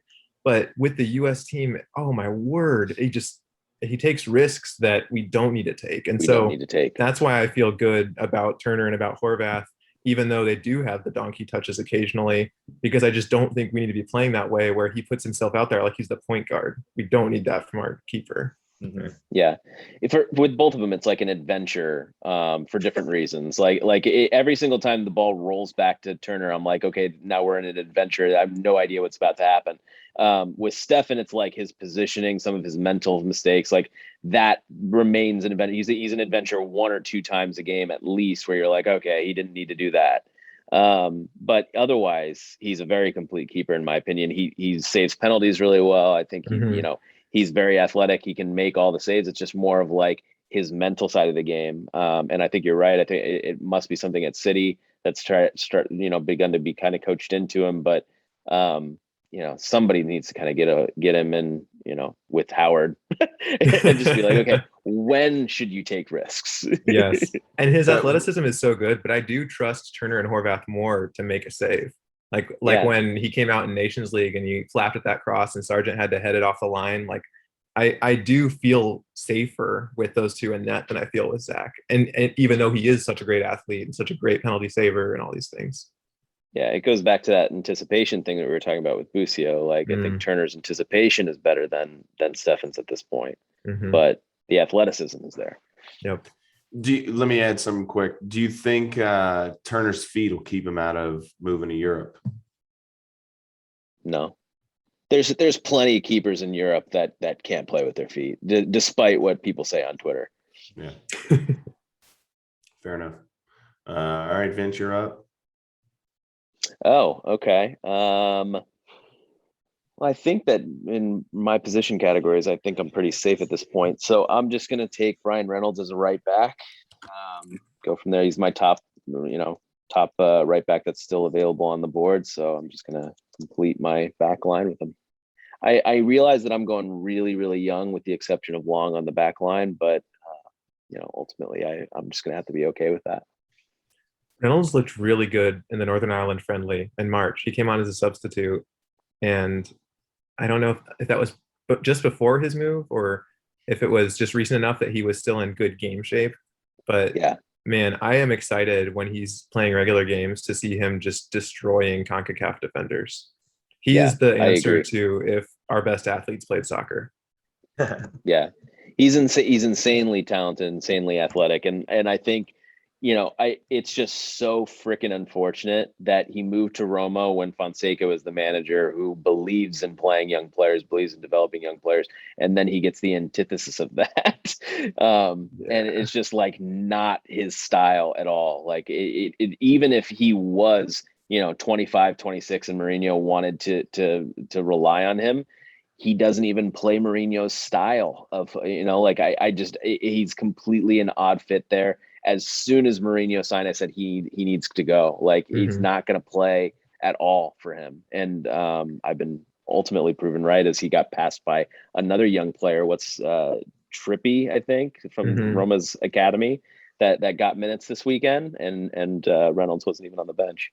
And as you started talking about that, of course, it's a nightmare situation with Mourinho. But what I was thinking was, if he comes through this, think how amazing he will be, because then he'll have the defensive side locked down and the offensive side. But it could be just like what we talked about with Sargent, where he gets so locked in on the defensive side that he loses all of this amazing attacking ability. Yeah, exactly. So there's a huge risk. I can totally see him just start to rethink his entire game and lose the elements that we actually like about him. He just starts getting drilled into all the things that we don't necessarily need out of our right back. I can totally see that happening. I really hope that he gets a loan move in January. I think he will, but yeah. Thanks, Jose.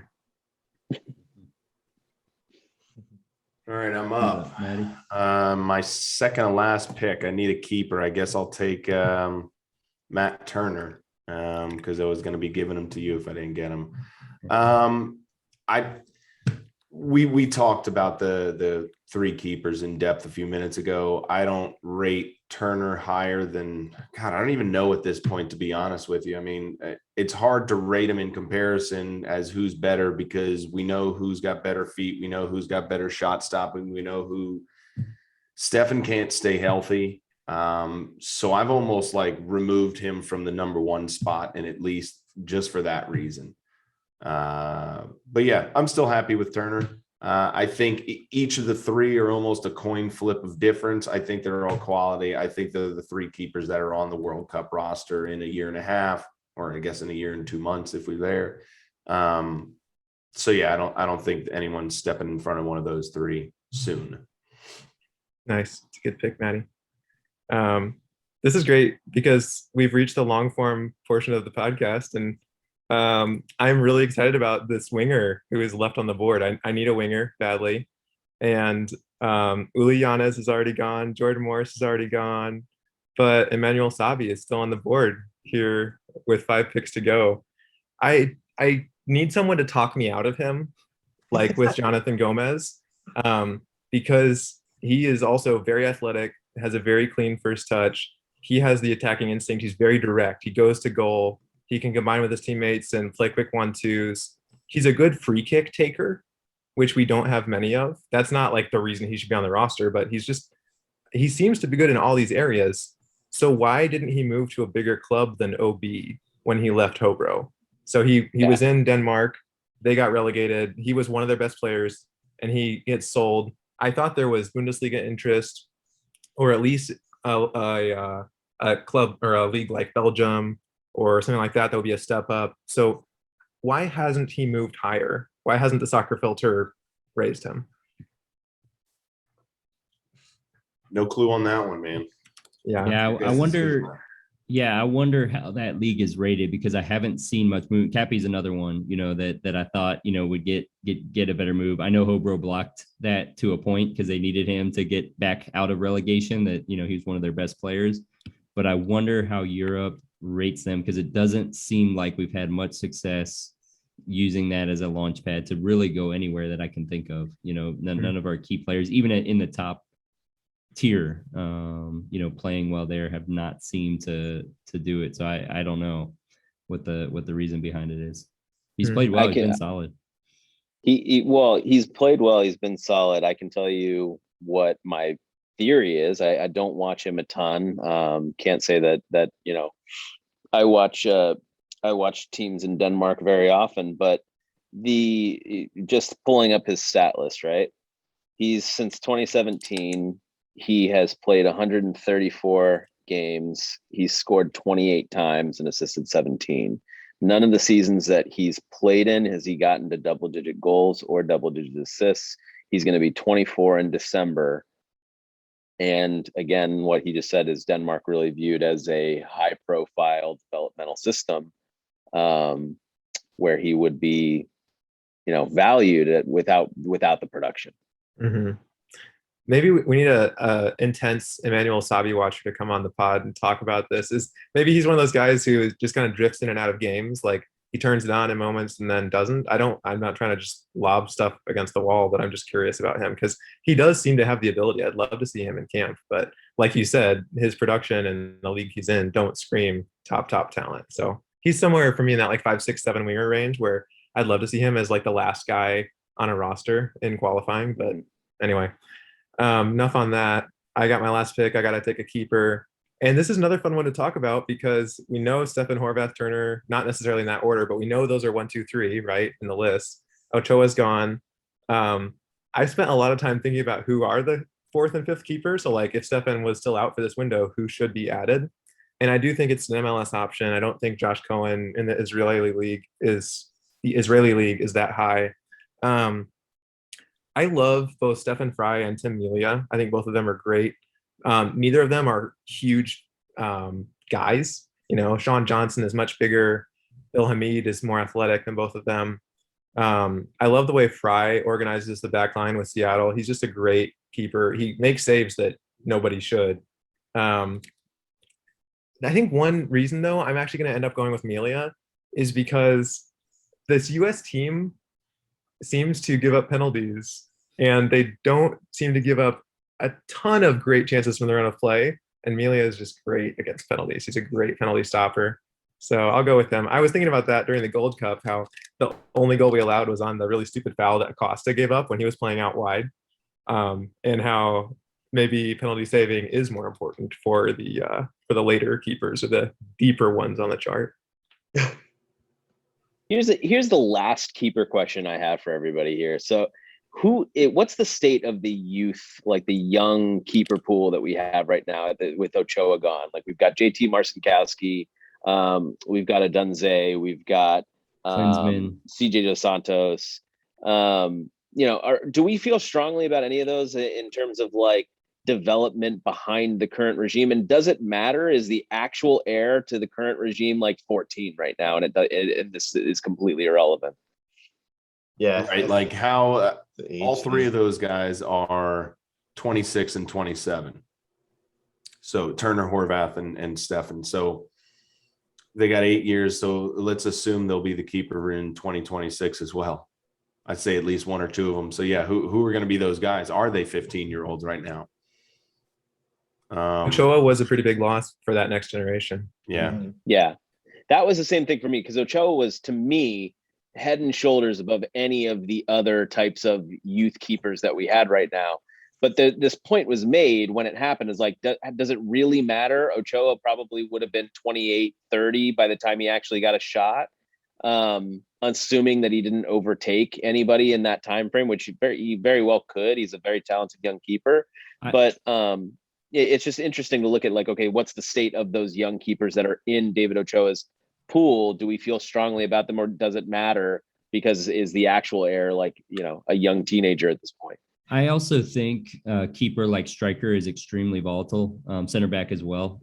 So yes, right now Ochoa was head, but like keepers go through huge I mean, everybody said the same thing about Jonathan Klinsmann like 2 years ago. That's how many other keepers have come up? What was the Jesse Gonzalez from Dallas who does the next great thing? And like, I don't think he even started like within a year of him being the next big thing. I think it's a very volatile position. So even if they're not where Ochoa is now, they're teenagers, they're 21, 22 in a position that matures in the mid 20s. So CJ Dos Santos training at Benfica, which, has produced some of the greatest goalkeepers in the world, including, was it Ederson ahead of Zach, for him to get years in that and then drop off into mid-tier France, Germany, and build up at 20, and have 3-4 years plus the background of being trained by some of the greatest keeper trainers in the world. We've got a young guy at Chelsea, Adunze at Leicester City. Like, I don't worry about it because we have 8 to 10 years to figure it out. And it's such a volatile position. I expect guys, just like some of our other positions that have appeared almost out of nowhere, that I expect the same to happen on the goalkeeper side of things. And I'm not done with Klinsmann yet. Like he's back at LA. He could definitely still put himself together. He had tons of talent in the youth ranks, him and JT Marcinkowski. It could be a guy like Matt Turner, one that doesn't pop until 24. Went to Right. college and, took a not typical soccer route. One name I'd throw in the mix, I haven't seen a whole bunch of him, but Tomas Romero has been starting for LAFC. He's 20. I don't know that he projects as highly in the future, but it's exciting to see a guy getting regular starts for one of the better teams at such a young age. Yeah, that young. Yeah. What about one name I don't think we mentioned was Brady Scott? Was it Brady Scott Yeah. that was the U20 keeper? He was the one with Ochoa right. that they kind of switched games. He was at Austin for a little bit. He's on loan now. He's at Memphis he's on loan 901. in the USL. He's at Memphis, right? Yeah. Yep. Okay. I'm gonna Is read that. Loss in Spain as well? There's another young keeper. Loss is at Fulham. That's right. Fulham. Or is he in Loss. Spain? No, he's at Fulham. He He's at and Fulham. Alex Borto are both. I think Borto's in 03, lost in 02 at Fulham. I think there's a dual net keeper in Spain that's Spanish and American. So another teenager, early 20s. And then one of the Slanina brothers at Chicago is a Gabriel, I think is the keeper. There's a few guys, nobody that really completely stands out to me at this point. But I think Marcus is right that it is a volatile position and it does develop, much later than the other positions. So it's just going to be interesting to monitor. And again, maybe it doesn't matter because we might be talking about all these kids and none of them sniff the national team just because the three that we have are going to be around for another 8 to 10 years. So. All right. So Justin, you're done. I'm about to make my last pick. So I'm missing a left center back or a 6 because I got James Sands. And so I'm looking at the 6s. I'm looking at the left center backs. I'm going to pick Tim Ream. It was either Tim Ream or Johnny Cardoso. And so I think I'm going to move James Sands to play my 6, or I could almost kind of play with 3 center backs there. And Tim Ream as well plays as a left center back, left-footed anyway. So yeah, more youth, more age to battle the youth of my team as well. Man, no love for Chris Cappy. Say it again. No love for Chris Cappy. No, none for me. I maybe I could have. All right. I think I'm up with my last pick, right? So I am going with value here for last pick of the draft. I need a striker. I'm going to go with Giassi Zardes. So here's the thing. Looking over the depth chart with striker, it's not like I have Zardes too high. I think he plays his role. I think he has some specific attributes. I think he presses well. When he actually is able to hold on to the ball, he can hold up play pretty well. He's a little bit athletic. I think he works really hard. I think he gets into the box. And here's the thing. I think that's exactly what my team needs. The way that we're kind of building this is I've got Aronson, Clark, Weston McKennie, and Joaquini. And basically what I need is for them all to kind of be able to press the ball. I think Zardes is going to be able to key that press well. And, he'll work hard. He'll be kind of that veteran presence in the locker room, along with Aaron Long. He can buy beer for the rest of the team. He can think buy you have any beer. 21-year-olds on your squad. I have an extremely young team. And I think that he's going to basically be able to key the press for a bunch of young guys that can run. And that is going to really mask Busio's deficiencies. We've got enough distribution in the team to mask Long's deficiencies. So I'm actually really pleased with how this kind of team came together just in the cohesion sense. You explained that really well. I love the amount of guarding that has to happen with Zardes. Exactly. He's a goal scorer. Yeah.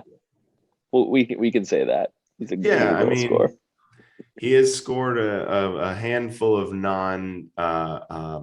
goals that weren't using his foot, or goals that very, were very unorthodox. unorthodox. There you go. That's what I'm looking For for. a team that struggles to score, man, I go back to my comment earlier, like you have to experiment when you're not finishing. And so until somebody owns that 9 position and finishes, Pepe, took his shot and did his job. I don't think P Fox gotten a fair chance at it, but I understand needing to experiment in the finishing department. It just isn't something that anybody's owned, especially from the striker spot. So I think he's in the mix for a fight, same as Morris.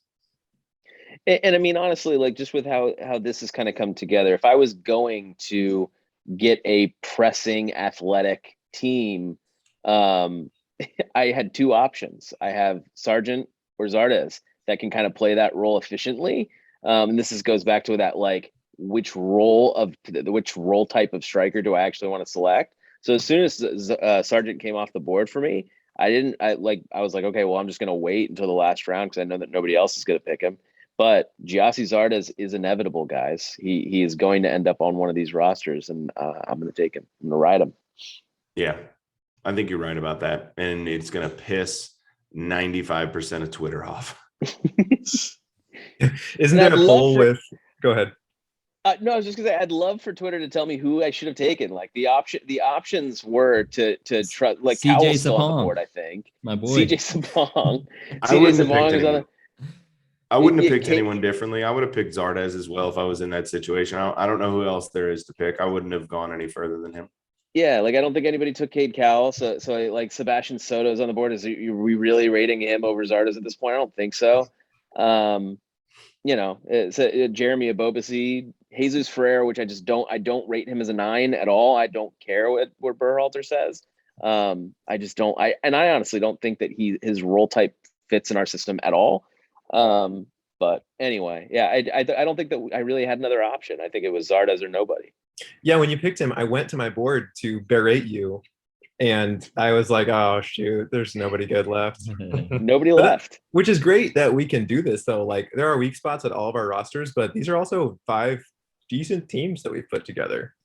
Yeah. All right, Chris.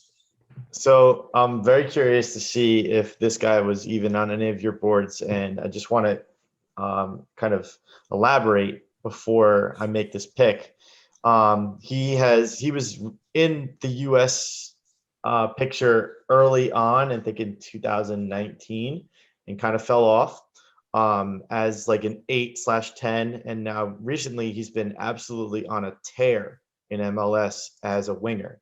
And so I'm going to pick him with the caveat of him being able to interchange with Reyna and switch in and out of the wing.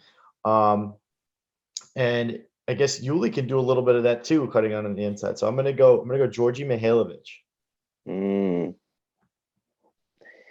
Had to come up at some point. He has been on a tear in MLS. And how much do you guys rate that? And does he deserve to kind of enter the picture again, specifically with the issues that we're having with advancing the ball forward in midfield? Yeah, I had him on my list, but deep and when I loaded up with Musa and Green out the gate, I didn't need anybody centrally. But he was on my next tier down kind of list. I remember thinking he looked like one of the few protagonists for us in Olympic qualifying. Mm-hmm. But yeah. I also, when I see him in MLS, I feel like he just misses more than he hits with his passes. He's not a killer athlete. He's not killer on the dribble. So he really has to be that guy who unlocks the defense with passes. And granted, I'm probably like a month behind on my MLS highlights, so I should probably shut my mouth. But when I think of him compared to like Efra Alvarez, Efra just plays that final ball perfectly, and Georgie plays it perfectly like 1 time out of 3 maybe, or 1 time out of 2. And maybe that's high. Maybe that ratio is high enough, or maybe I'm still exaggerating his ability. I don't know. I put him in that Roldan competition camp though. Like, for me, I don't think Roldan brings anything more to the table than Georgie did. And so if that's where Greg rates that role. I think that would be where I would see that competition potentially playing out. That's the two. Basically, I had those two next to each other. I had Georgie like slightly ahead. Like I'd be curious to see him. Obviously I rate others like Green and Luca higher. But if he wants to take somebody or if there's a January camp or something like that, we had an MLS pull somebody in, I would put him in that battle for Roldan's role. But see, this is where USMNT Twitter kind of misses things, right? Like we always talk about system player, like that's a bad thing. And so with Georgie, I view him like I do with Jesus Ferreira. Like, where the hell am I going to put him on the field in the system? He doesn't fit his role type. He might be a perfectly good player in MLS, and he is. And you're right. Like from a production standpoint, he's probably same thing on that Roldan level. But as a fit standpoint, Roldan is a completely different type of player, and at least he has a role to play within the system. Like he works hard. I don't necessarily think that Roldan necessarily should be in the pool at this point. I think that the pool's kind of passed him by, other than this very specific off the bench role as a utility player that Berhalter plays him in. So I'm not advocating for Roldan specifically, but I'm saying like I understand why he gets called. With Georgie, he doesn't fit the 8 profile. He doesn't fit the winger profile. Where are you going to play him? I just don't. And it's the same thing with Jesus Ferreira. Like Jesus Ferreira is best as a second striker. That's his position. We don't play with a second striker. Where is he going to play? I just don't. I don't see it. I just don't see it that way, where like we have to look at this as like a 1-to-1 matching scenario. We kind of have to look at it as like, how does they play the system? Whether or not you like Berhalter's system or not, it's the reality of the situation. He's going to play a system. This is the system he's deploying, and we have to pick players that actually fit the profile. Can I ask an ignorant tactical question? How different is the 10 role in a 4-2-3-1? Could Ferreira look good in that role, or is that very different from that second striker? I think it depends on the two players that you play behind. If they're good enough defensively to kind of mask, and you also have wide players that get back defensively, and then your defensive setup is like a 4-4-2. I think you could be fine playing like a second striker in the hole as in a 4-2-3-1 setup. But how often are teams around the world doing that these days? It just doesn't really happen. It's much more often that teams defensively really only have the striker not playing a role, unless you're like, Messi, and that's basically it. Like if you're that good offensively, where you're just asked not to really hold anything, like any type of role defensively at this point on the wings or in attacking midfield, that's a little bit different. But there's just not too many players in modern football that can't play any defensive role, and I just don't see that with Jesus Ferreira. I see him very, very solely as a second striker at this level. Like in MLS, maybe he can have some type of a role in attacking midfield, but I just don't think that he has that in him at this level at all. Yeah, you're talking about a luxury player. An absolute luxury player, and he's not good enough to be a luxury player at this level. So I don't, and again, he doesn't fit the system. Like if it's one thing, like Messi to a certain extent is a luxury player for Argentina. Like he doesn't really fit the system that a lot of managers over the years have tried to employ, but you're not playing with Messi. You're basically just living with it, right? Jesus Ferreira is the same thing. It's like, okay, well, he doesn't fit the system that we're employing at all. Is he good enough to still keep him? And to a certain extent, like Pulisic's kind of playing that way. He's trying to take over games and he's trying to do everything himself. He's playing outside of the system. It's like, well, he's better than everybody else in the field, so I guess I'm just going to kind of live with that. But this goes back to what I said, a couple podcasts ago, is like Aronson actually plays the position and the role in the system better right now than Pulisic is. I'm not saying he's a better player. I'm just saying he plays within himself a little bit better. He plays off of his teammates better than Pulisic is right now. And so it's the same thing. Like Jesus Ferreira does not fit this system at all. I'm not saying he's a bad player. I'm just saying he would be a luxury player, and he's not good enough to carry that type of a player in the system. Yeah, good thoughts. Yeah. All right, are we up to Mr. Irrelevant of the? Mr. Irrelevant, who is your Who's your goalkeeper, right? So I had Tim Malia, Stefan Fry in the conversation, but I'm gonna take a homer pick in my guy Bill Hamid to close it up. I think he's an incredible goalkeeper. I don't think that the drop off from that top three group to Hamid is that great, that vast. I think he's had a very unfortunate series of injuries every time he's kind of called in and gotten momentum. I think he very likely could have been fighting Guzan for that kind of heir apparent. He's still only, 30, 31. I mean, he's still very young. I think he still brings a lot to the table. Hopefully steadies, I've got a youthful back line there. So maybe he can kind of steady them. And I think he's super athletic. I love that he went to Europe and tried to, get after it. It didn't land and couldn't stay healthy through a couple of camps, but I think he's always been kind of scratching around, knocking on the door, and big fella, very athletic. All right. Let's take a look at all of our teams. So everybody got them kind of laid out already. Mm-hmm.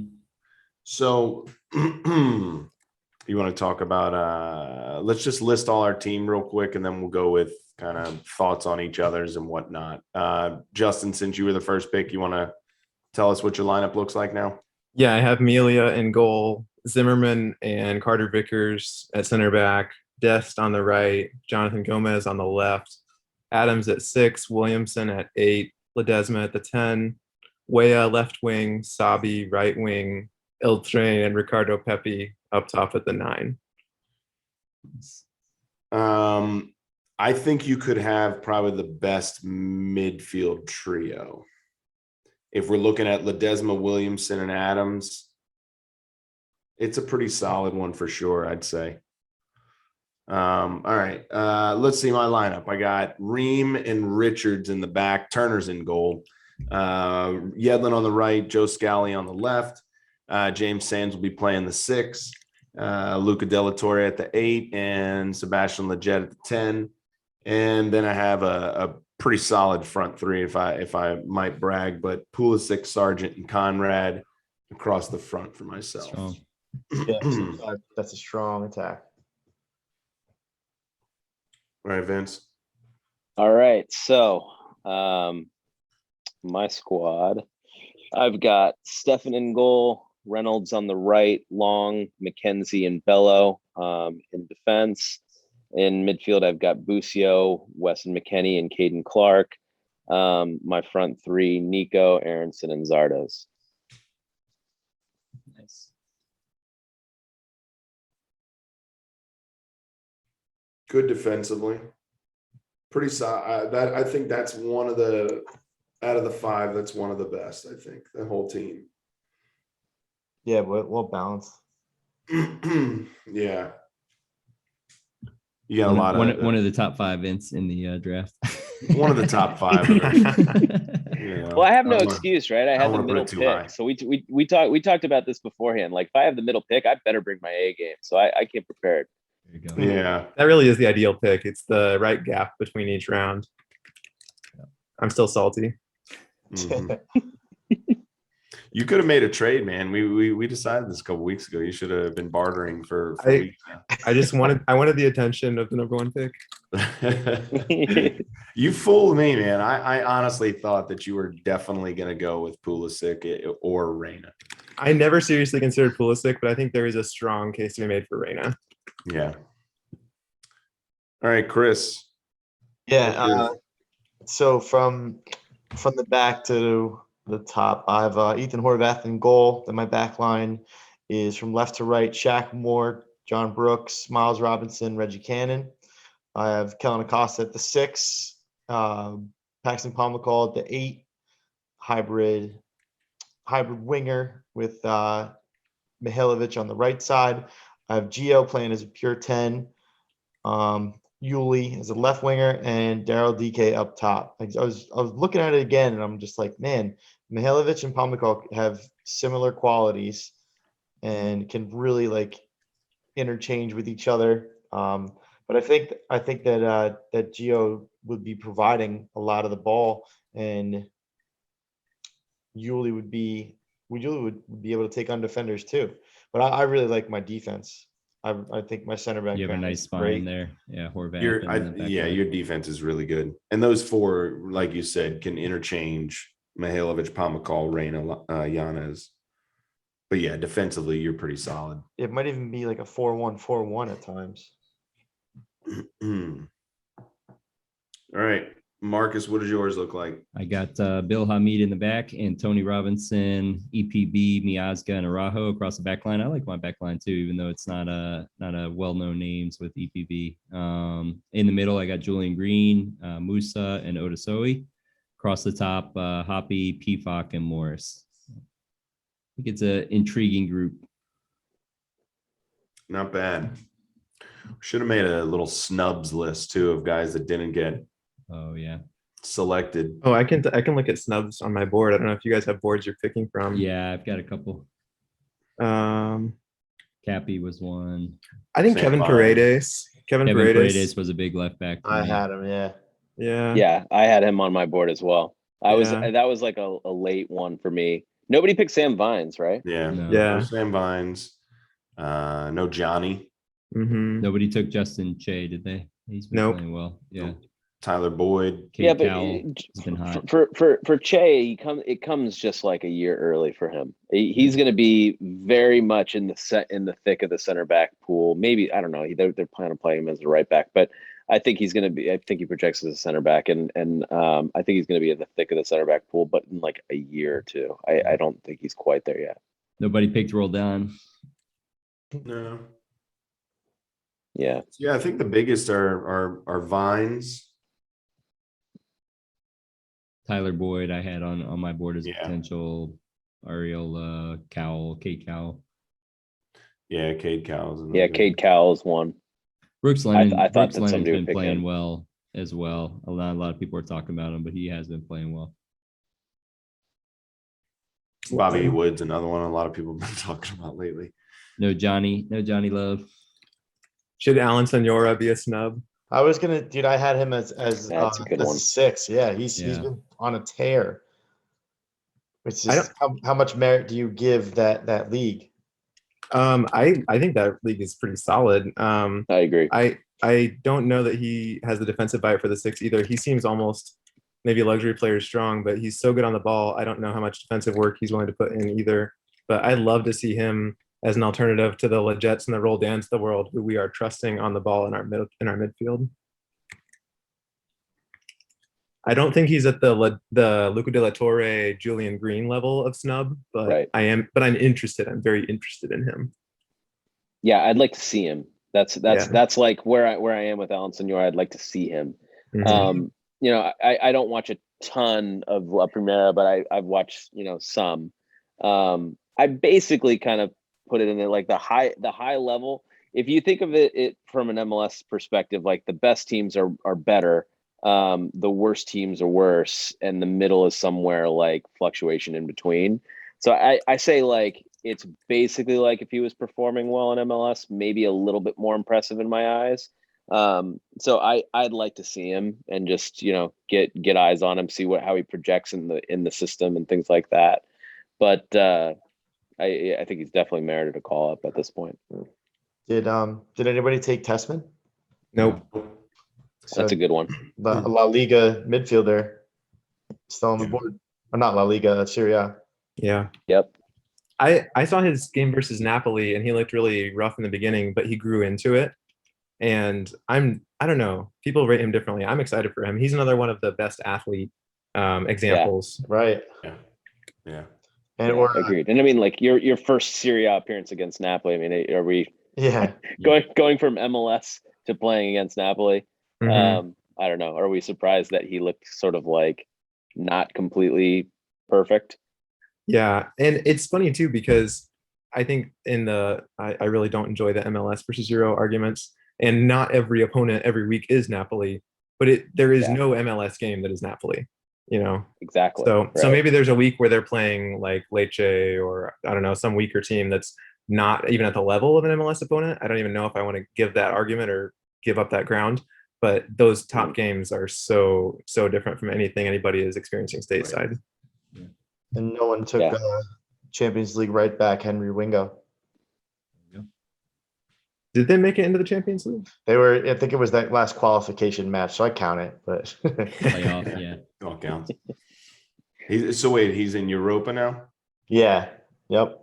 Yeah, I'm curious about Tessman. I don't know. I've just not seen like Keaton Park's another one. Like those big midfielders for us have just never really like landed for me. I'm trying to think of somebody like that physically is just that big as a central midfielder. I think They might- Tessman's a lot quicker than Parks. Fair enough. Agreed. They might find Yeah. a different spot for him as well. Yeah, Parks is pretty Yeah. much a battleship. Yeah. Parks had a nice goal for NYCFC this weekend. Yeah. Nice header. Oh yeah. I heard about that. Here's a few others. So nobody picked Paul Areola. Yeah. Nobody picked Ooh. Tyler Boyd. I don't know if anybody's, still has him around. I'd the pick pool, Areola but before Boyd. The Yeah. Bobasay you mentioned. I had Uh, him. Haji right. Bofo Bobasi. Saucedo. Saucedo Chris was on Mueller. yeah, there. Bovo Saucedo, Chris Mueller. We talked about Jesus Ferreira, Dwayne Holmes. I don't know if we still have him around. Oh yeah. He was What on just my happened list. with them? They're about to go, they're like 40, 50 million in debt or something crazy like that. Oh my God. No, he's wait, not. that's He's not there Darby. anymore. Yeah, he's That's at Darby. he's at Huddersfield Yeah. now. You're right, You're you're right. talking about Derby. Yeah. It's not a snub, The- but Henry Kessler made my list for his Twitter comment. We talked a little bit before the pod about. Oh, really? He does shithousery very well, so he's on all of our boards. Nice. It's an underrated U.S. skill. Yes. Yep.